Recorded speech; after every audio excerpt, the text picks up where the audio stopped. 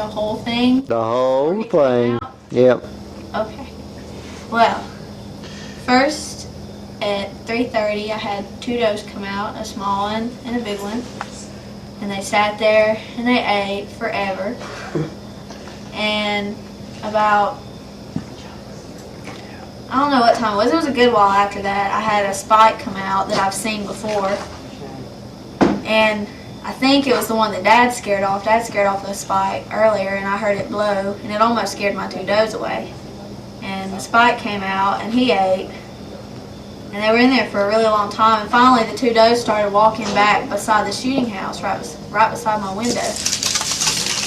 And they turned back and looked, and the spike looked, and they were all looking at the back of the field. And I looked, and I couldn't see anything.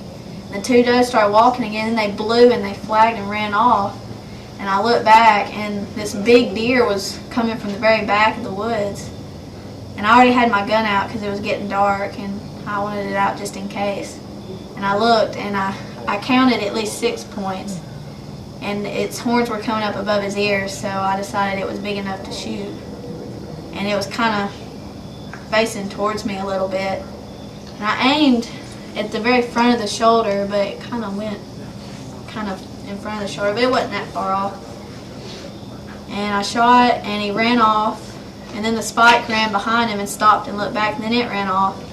And I called Dad, and he told me he had gotten one, and that he was scared I was going to show him up. You showed him up, girl. I got one question. I don't even want to take a picture of his deer. And I went down, Dad told me to go ahead and go down there to look for blood, and I'd already found some, and then he came out, and then we trailed it.